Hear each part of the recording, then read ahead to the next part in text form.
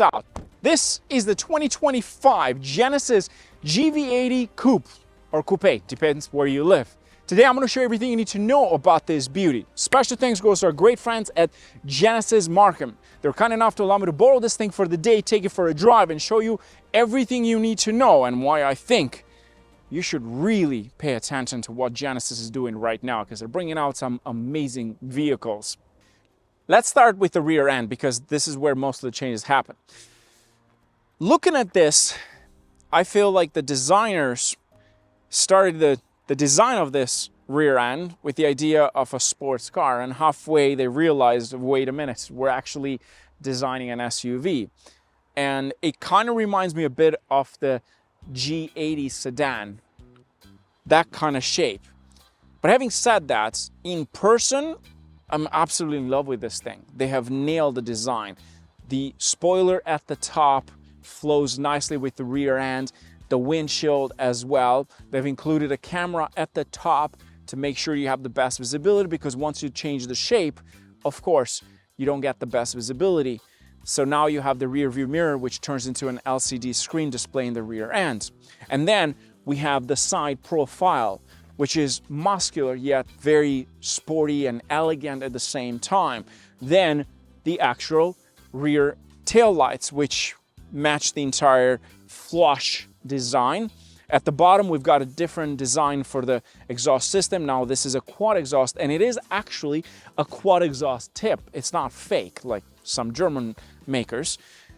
I love the shape of it. I love the chrome finish. It really gives it a nice stance. And if I had to pick one, would be this color. I also realized something. There's no actual windshield wiper in here, because if you look at the GV80 SUV, is located right in here. This one, you've got nothing here because it's a coupe. Moving on to the side profile, of course, the rear changes have happened also onto the side, because the entire shape of this half side of the rear end has changed. Love the shape over here, the panel, everything just matches nicely. And another thing I realized, these are not the same wheels that you find in the GV80 SUV. These are also 22-inch. We've got black calipers in the back for that sporty experience and the best braking you can get. And then we have this sort of like gray metallic on each part, like the door handles, the side skirt at the bottom, and then the roof line over here. I love this part mostly. This is well designed, proportional to the rest of the vehicle. When I looked at this thing on the side profile initially, I was super impressed and in love. They've nailed that. And moving on to the front side, we've got the side markers here, which continue with a turning signal in the front, because this is an entire experience, all connected. Moving on to the front end, well, it's not totally different to the GV80 SUV. It's very similar to that. So we've got the G-Matrix grille, massive, easy to spot. It really gives it a nice stance and a bold design. We have the Matrix headlights as well. It's sort of like a double-decker. Really stands out on the road, because that's the whole point of the experience of a Genesis, to be premium, to be luxurious. And then we've got the bottom part too, blacked out, glossy at the same time. The side air curtain that goes into here and then flows onto this side for better aerodynamics. On the outside, from looking at the front end, you wouldn't be able to tell this is the coupe version unless you have the sign that we have in here. Otherwise, you'd have to look at the side profile.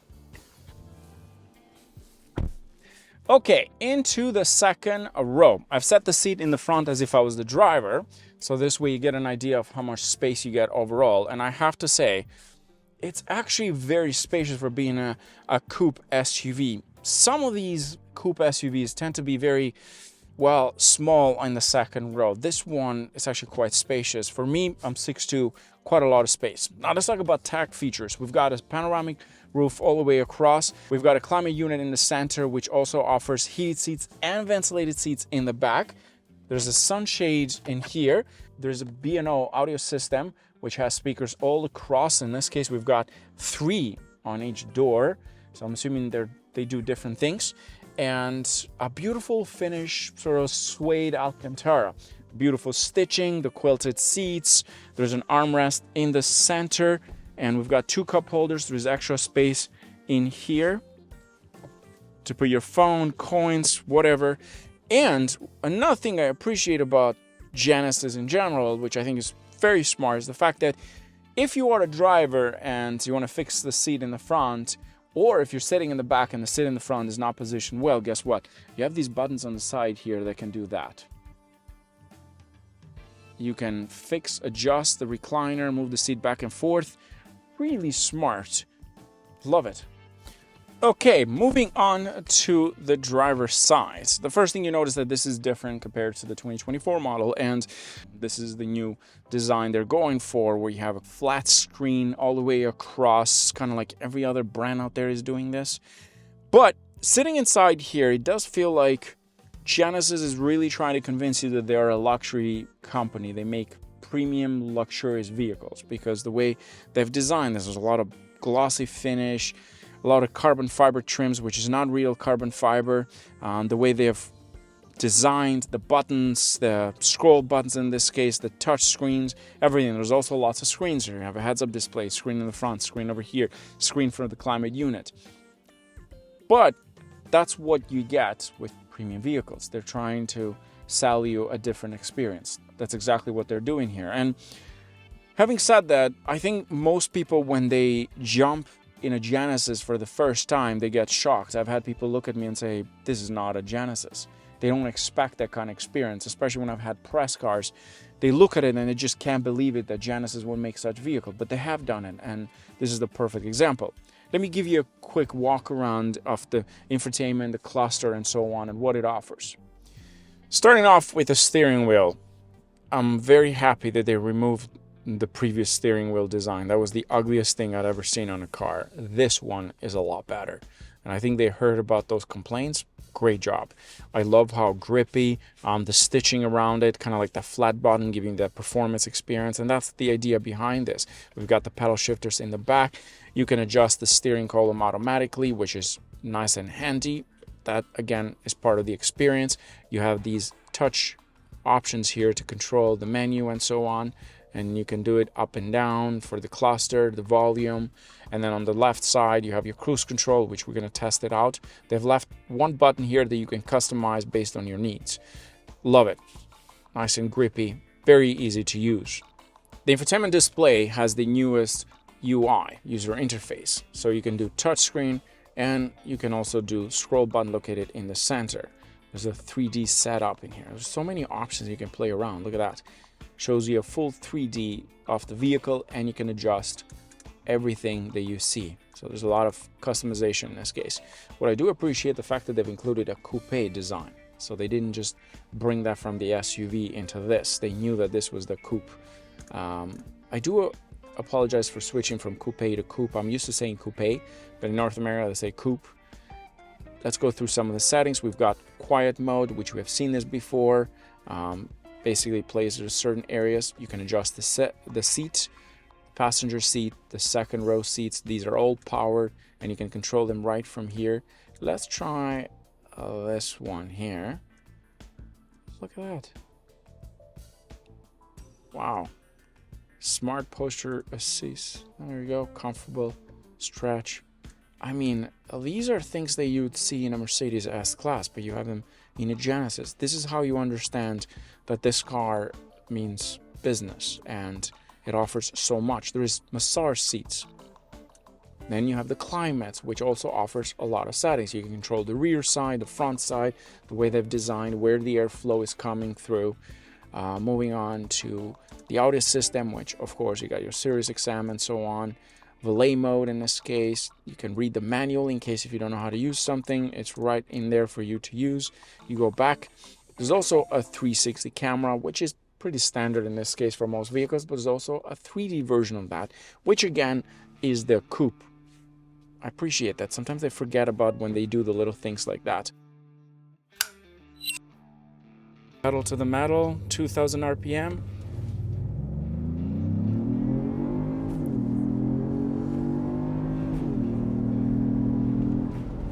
Wow, that was interesting.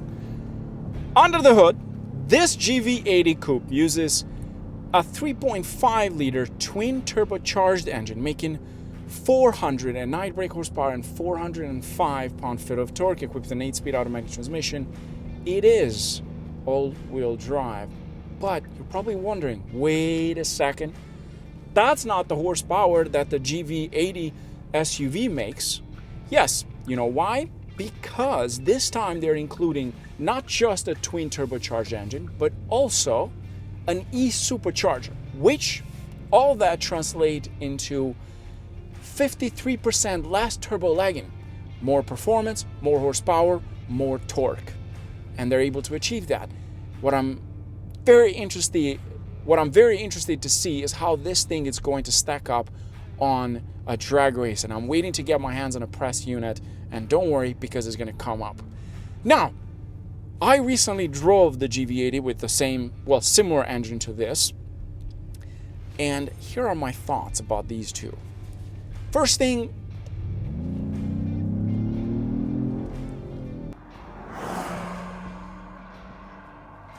the power delivery is noticeable, and even the exhaust sound is very noticeable compared to that other engine, which is technically the same this one, but it's not really same but different.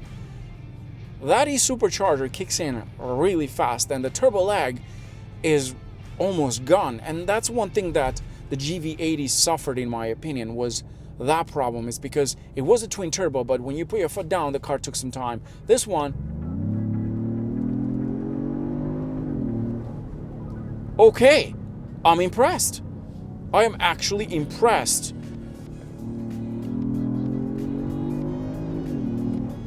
This thing goes, and you feel that speed. Another thing is that you get active dampers. So it depends on the driving mode, it changes the stiffness and gives you the best comfort and the best suspension around the corners. If you're going fast and you're trying to hug the corner, well, don't worry, because this thing will take care of that. The steering responsiveness is there, it's sharp, and going around the corner with this thing, you're not worried, you feel confident. I love how it drives. I just love how the engine reacts in this. You put your foot down and it just goes. The brakes are also quite impressive as well.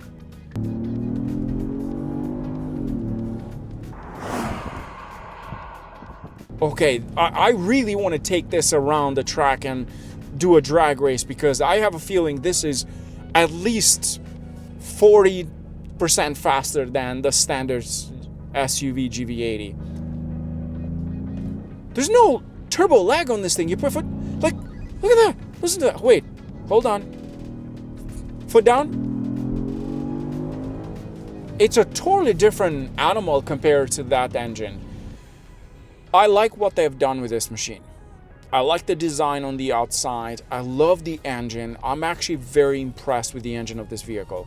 It pulls hard. There's barely any turbo lag. And another thing I notice is that is quiet inside. Right now, all these cars passing by onto my left, I don't even hear them. The problem with Genesis, I feel, is perception. Buyers that buy X6, GLE, they tend to overlook this brand, and they have come a long way. They have done a great job with a lot of SUVs, sedans, and I feel like there is a bit of a bad perception. Like, everyone loves them. When I do a review, everyone wants one, and then when it comes to actually buying one, they're kind of like hesitant. And I will tell you this, go and take one for a drive, because it's going to change your minds. Every person that has jumped with me on a Genesis vehicle has said, wow, they have been super impressed, the engineering behind it. Go away from that, it's just a Hyundai, because it's not. If that's the case, it's just a Volkswagen if you want to talk about Audi. If you want to talk about Lexus, well, it's just a Toyota. You need to get away from that perception. This brand offers a lot. And I know this one is expensive. It's actually about $10,000 more than the standard coupe, or than the standard SUV. But that's usually the case because the design changes. You have to implement different techniques, different engineering, the engine, the tire, and all that stuff that comes together with a coupe. It's not just shoving in a different design at the back and call it a day. It's a lot more work than that. I give this thing 10 out of 10. They have done a great job at driving. And keep in mind, I do not get paid by any dealerships, otherwise I'll be a multimillionaire. I never get paid by anybody. They're just give me the car and they go, take it for a drive and let me know what you think of it. And that's exactly what I do. So keep that in mind when you're reviewing, when you're checking out my videos. I don't get paid by anybody. And I will say this is probably one of the best coupes I've driven for the money. And they have nailed this car. They've done a fantastic job. Take one for a drive and check it out for yourself, because they've done something fantastic with this vehicle.